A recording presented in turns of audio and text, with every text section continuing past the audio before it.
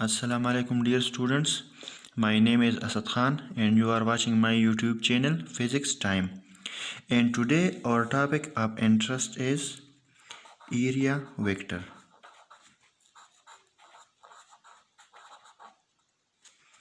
आज का हमारा टॉपिक क्या है? एरिया वेक्टर है। और इसका बैकग्राउंड थोड़ा बता दूं कि ये मैं आपको क्यों पढ़ा रहा हूँ आज। इसका एक बेसिक रीज़न है और वो रीज़न ये है कि जब हम इलेक्ट्रिक फ्लक्स पढ़ेंगे तो उसमें हम क्या पढ़ेंगे? Area vector.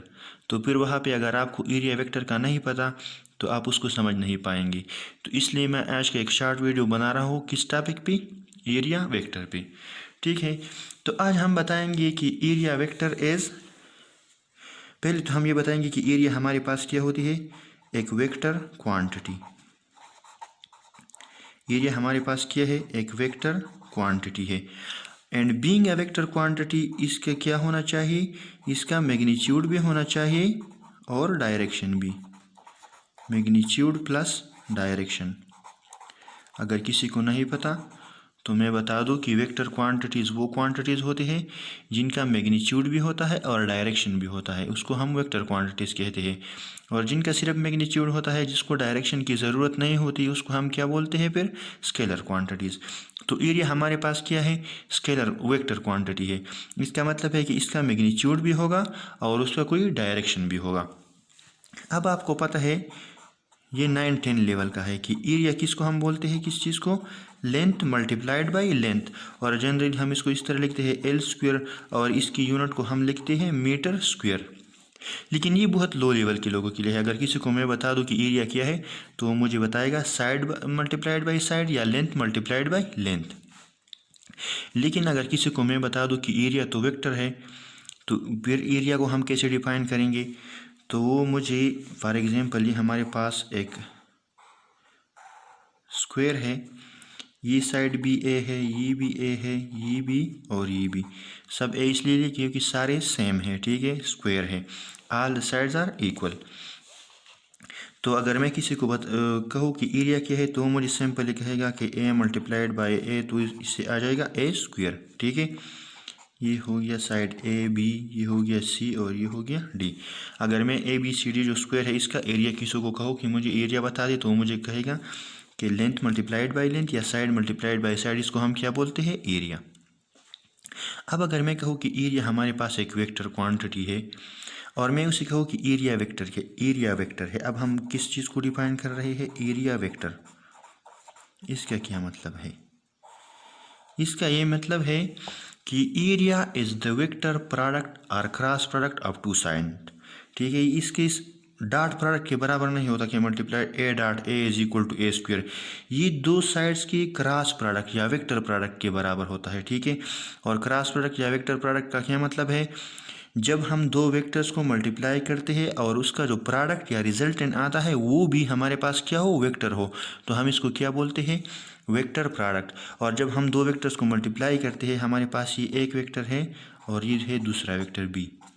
अगर हम इन दोनों को मल्टीप्लाई करते हैं, इससे फॉर एग्जांपल एक रिजल्टेंट आता है आर, और ये भी हमारे पास क्या है? वेक्टर है, तो इसको हम या क्या बोलते हैं? Vector product. इसी तरह अगर हम दो वेक्टर्स को मल्टीप्लाई करते हैं और उससे हमारे पास जो रिजल्टेंट आता है वो क्या होता है? स्केलर, तो इसको हम स्केलर प्रोडक्ट कहते हैं। स्केलर के प्रोडक्ट के बीच में हम डॉट लगाते हैं और वेक्टर के बीच में हम क्या लगाते हैं? क्रॉस, इसलिए इसको vector product or cross product बोलते हैं और इसको स्केलर प्रोडक्ट और डॉट प्रोडक्ट बोलते हैं। ठीक है, तो एरिया हमारे पास वेक्टर क्वांटिटी है। तो एरिया वेक्टर का मतलब है कि area is the vector product of vector product या क्रॉस प्रोडक्ट, इसको हम क्या बोलते हैं? Cross product of two sides.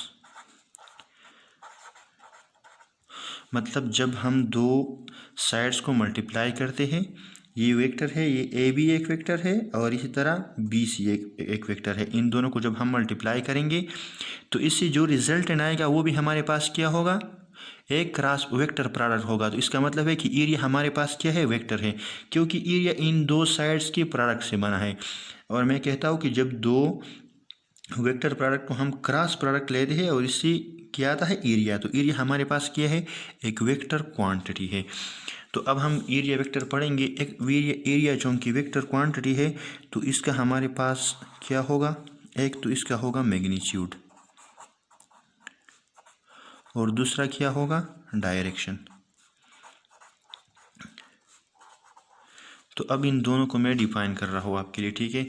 इस एरिया का मैग्नीट्यूड क्या होगा, ये हमारे पास ABCD एक स्क्वायर है, इसका मैं एरिया फाइंड करना चाहता हूँ। तो इसका मैं अब आपको मैग्नीट्यूड और डायरेक्शन बताऊंगा कि इसका मैग्नीट्यूड क्या होगा और इसका डायरेक्शन क्या होगा, ठीक है। तो इसके लिए मैं लेता हूँ पहले 3 एक्सिस, ये हमारे पास है x एक्सिस, ये हमारे पास है y एक्सिस और ये क्या है, z एक्सिस है। और इसमें हमारे पास क्या है, मैं एक स्क्वायर लेता हूँ, देखो ये एक स्क्वायर है, ठीक है। इसका भी एरिया A है, साइड लेंथ E भी A है, ये भी A है और ये भी A है, क्योंकि सारे बराबर है इसलिए मैंने क्या ले लिए A और A, ठीक है। ये साइड हमारे पास है A, ये है B, ये है C और ये है D, ठीक है। अब मैं पहले इस एरिया का मैग्नीट्यूड फाइंड करूँगा। तो मैग्नीट्यूड में मैंने कहा कि एरिया हमारे पास चूँकि एक वेक्टर प्रोडक्ट है और ये क्या है, दो साइड्स के क्रॉस प्रोडक्ट के बराबर होता है। Area is the vector are cross product of 2 sides. तो मैं लिखता हूँ कि एरिया इज इक्वल टू, एक साइड हमारे पास है AB, ठीक है, इस साइड को क्रॉस, एक साइड हमारे पास है BC। मैं लिखता हूँ कि AB और BC के क्रॉस प्रोडक्ट को हम क्या बोलते हैं, एरिया बोलते हैं, ठीक है। तो मैं लिखूँगा एरिया को हम ऐसे रिप्रेजेंट करते हैं, AB का लेंथ कितना है, A है, ठीक है। इसकी जगह मैंने क्या लिखा A वेक्टर, ठीक है, एरिया। और BC की जगह मैं क्या लिखूँगा, इसकी जगह भी मैं A लिखूँगा, क्योंकि ये साइड भी A है और ये भी A है। अब आपको पता है कि क्रॉस को ख़त्म करने के लिए एरिया पे मैं ये वेक्टर का साइन इसलिए लगाता हूँ क्योंकि एरिया हमारे पास क्या है, वेक्टर क्वांटिटी है। जब हम इस क्रॉस को ख़त्म करते हैं तो हम क्या लगाते हैं, ये हमारे पास बनेगा A square, A multiplied by A, और क्रॉस को ख़त्म करने के लिए हम क्या लगाएंगे, साइन थीटा, ठीक है। अब देखो AB और BC के दरमियान जो ये एंगल है ये हमारे पास कितना है, 90 डिग्री का है, ठीक है। इसी तरह अगर हम BC और CD को क्रॉस प्रोडक्ट करेंगे तो ये एंगल भी 90 का है, ये भी 90 का है, ये भी 90 का। तो थीटा की जगह मैं क्या लगाऊंगा, 90 डिग्री। अब एरिया हमारे पास क्या बनेगा, area is equal to A square into sine 90 degree. और आपको पता होगा कि साइन 90 की वैल्यू हमारे पास क्या होती है, 1। एरिया हमारे पास क्या बन जाएगी, A स्क्वायर इंटू 1। तो एरिया हमारे पास होगी A स्क्वायर, ठीक है। और इसके जब हम यूनिट लगाएंगे तो A स्क्वायर का मतलब है साइड मल्टीप्लाइड बाई साइड। तो इसका भी मीटर और इसका भी मीटर, तो इसका यूनिट क्या बन जाएगा हमारे पास, मीटर स्क्वायर। ये तो हो गया इसका मैग्नीट्यूड। अब हम आते हैं कि इस एरिया का डायरेक्शन किस साइड में होगा।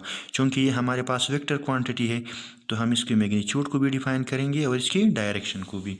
अब हम आते हैं एरिया के डायरेक्शन की तरफ। मैंने आपको बोला कि हमारे पास एरिया क्या है, दो साइड्स के क्रॉस प्रोडक्ट के बराबर है, मतलब AB क्रॉस BC, ठीक है। अब AB और BC को जब मैं क्रॉस प्रोडक्ट लेता हूँ AB और BC का, तो हमारे पास क्या आता है, एक रिजल्टेंट आता है और इस रिजल्टेंट को हम क्या बोलते हैं, एरिया। तो इसको मैं इस तरह लिखता हूँ कि ये रिजल्टेंट जो है ये किस चीज़ के बराबर है, AB एंड BC की, ठीक है। ये हमारे पास AB और BC के क्रॉस प्रोडक्ट का जो रिजल्टेंट है उसको मैं क्या बोलता हूँ, R। और ये असल में क्या है, एरिया है। AB और BC का प्रोडक्ट हमारे पास क्या आता है, एरिया आता है। अब ये एरिया जो है, ये रिजल्टेंट जो है, इसका मैं क्या फाइंड करता हूँ, direction.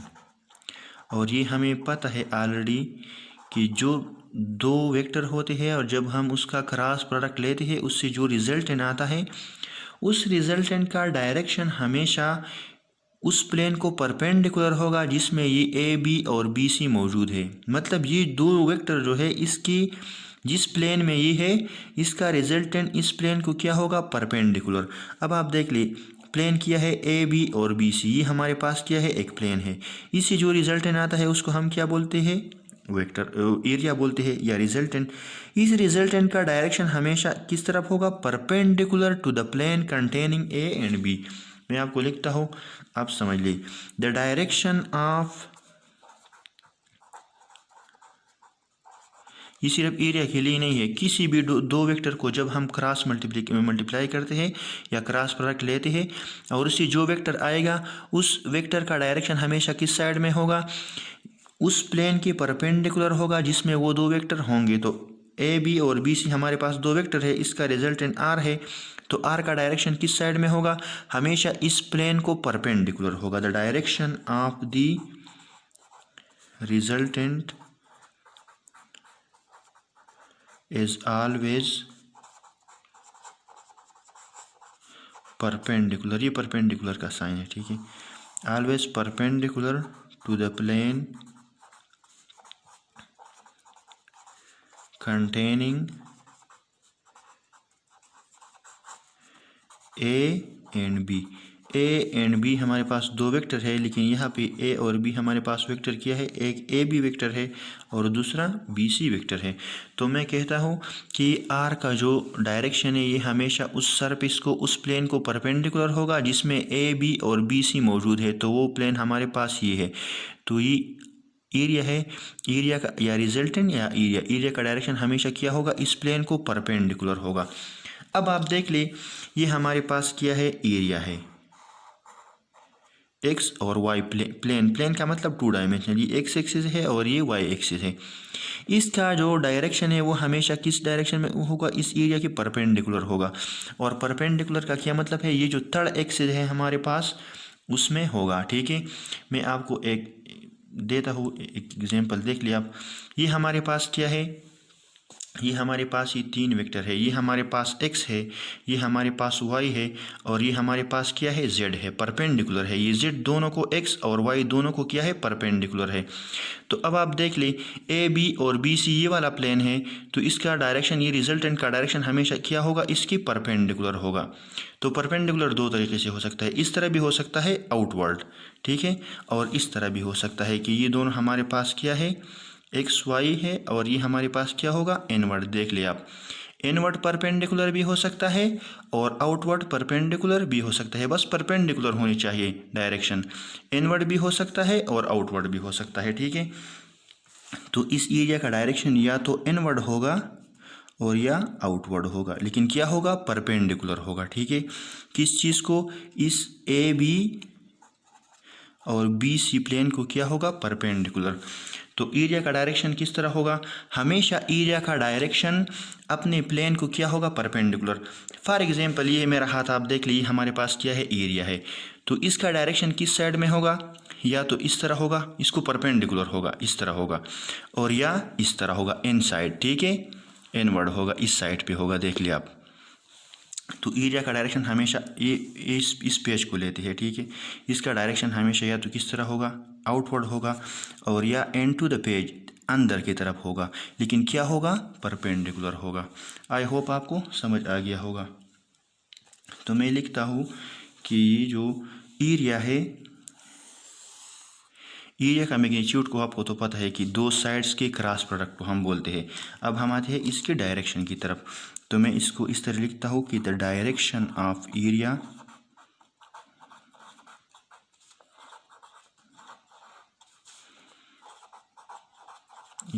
Is always perpendicular to its plane या सरफेस, ठीक है। एरिया का डायरेक्शन हमेशा अपने प्लेन या सरफेस को क्या होगा, परपेंडिकुलर। ये हमारे पास एक एरिया है, तो इसका डायरेक्शन या तो आउटवर्ड होगा और या इसका डायरेक्शन इनवर्ड होगा, मतलब अंदर की तरफ होगा, लेकिन क्या होगा, परपेंडिकुलर होगा। ये जेड एक्सिस में है, इस तरह नीचे नहीं है, ना ये ऊपर है। ये इसका ऊपर का मतलब है आउटसाइड द पेज, इस तरह आउटवर्ड, और ये जो डाउनवर्ड है इसका मतलब है एंड टू द पेपर, ठीक है, अंदर की तरफ होगा, लेकिन क्या होगा, परपेंडिकुलर होगा। ये हमारे पास क्या है, एरिया का डायरेक्शन है। अब हम आते हैं एरियाज की तरफ, क्योंकि ये बहुत इंपॉर्टेंट लेक्चर है, ये इलेक्ट्रिक फ्लक्स में हमारी बहुत मदद करेगा, ठीक है। अब हम आते हैं एरियाज की तरफ। ये जो हमारे पास टू डायमेंशनल सरफेसेस है, टू डायमेंशनल सरफेसेस, जितनी भी 2D सरफेसेस है इन सरफेसेस को क्या बोलते हैं? बहुत इंपॉर्टेंट कंसेप्ट दे रहा हूँ आप लोगों को, ठीक है। 2D सरफेसेस को हम क्या बोलते हैं? Open surfaces.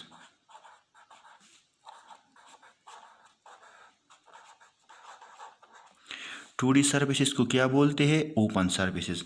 फॉर एग्जांपल ये हमारे पास एक प्लेन है और ये हमारे पास कौन सा सरफेस है? 2D surface.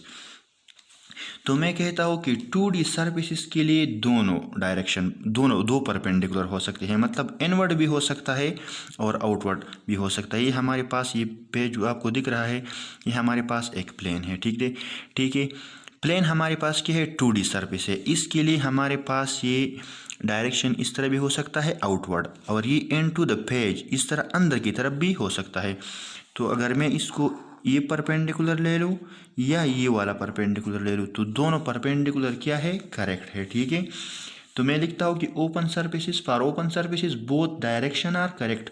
बोथ डायरेक्शन मतलब अगर कोई मुझे कहे, फॉर एग्जांपल आप मेरा ये हाथ ले ले, अगर कोई मुझे कहे कि इसका डायरेक्शन किस तरफ है, तो मैं इस तरह भी कह सकता हूँ कि इस तरफ है, या इसको इस तरफ भी ले सकता हूँ कि इसका डायरेक्शन इस तरफ पे है, ठीक है। दोनों करेक्ट है। तो मैं लिखता हूँ कि फॉर ओपन सरफेसेस, और ओपन सरफेसेस आपको पता है 2D surfaces, for open surfaces both the directions are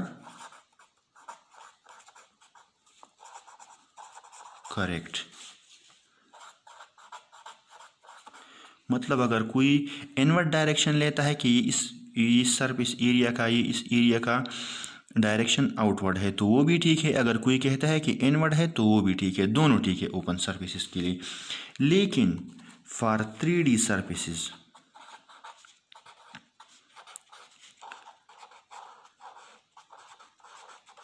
पहले तो आप ये समझ लें कि जिस तरह हम 2D सरफेसेस को ओपन सरफेसेस कहते हैं, इसी तरह 3D सरफेसेस को हम क्या बोलते हैं? Closed surface. जो भी 3D सरफेस होगा उसको हम क्या बोलेंगे? क्लोज्ड सरफेस बोलेंगे। और क्लोज्ड सरफेस के लिए हम कौन सा डायरेक्शन लेंगे फिर?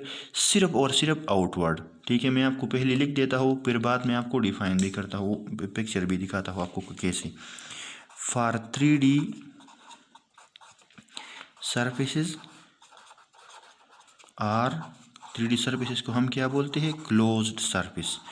Are closed surface for 3D surfaces are closed surfaces only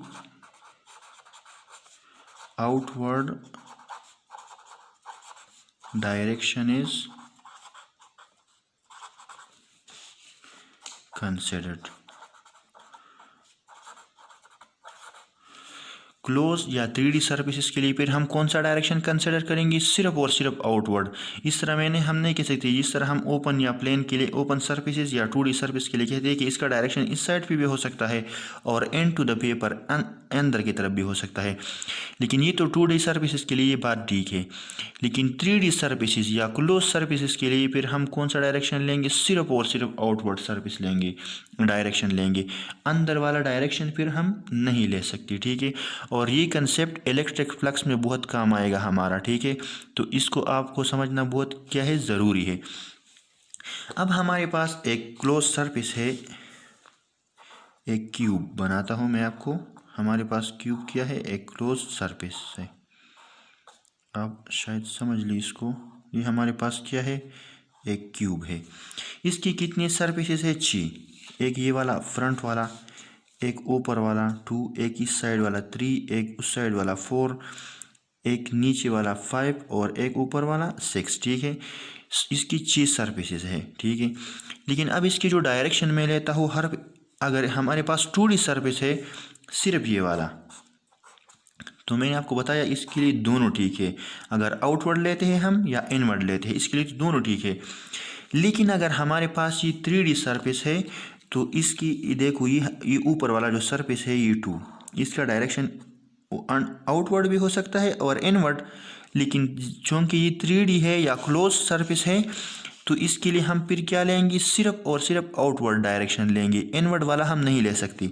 इस साइड के लिए भी दो डायरेक्शन हो सकती है अगर ये हमारे पास प्लेन में होता या 2D में होता, एक आउटवर्ड और एक इनवर्ड वाला। लेकिन चूंकि ये हमारे पास 3D है या क्लोज है तो इसके लिए हम कौन सा डायरेक्शन कंसिडर करेंगे, ओनली आउटवर्ड्स। ये जो इस साइड वाला है इसके लिए हम ये वाला कंसिडर करेंगे, इसके लिए ये वाला कंसिडर करेंगे, ऊपर के लिए जो है उसके लिए ये वाला कंसिडर करेंगे, इस साइड पे है वो ये वाला कंसिडर करेंगे। 1 2 3 4 5 6। तो ये हमारे पास क्या है कि किसी भी क्लोज या 3D सर्फेस के लिए हम क्या करेंगे, कंसिडर करेंगे, only outward direction is consider, inward वाला डायरेक्शन हम कंसिडर नहीं करेंगे। इसका एक और एग्जांपल मैं आपको देता हूँ, एक सिलेंडर का। ये हमारे पास क्या है, एक सिलेंडर है।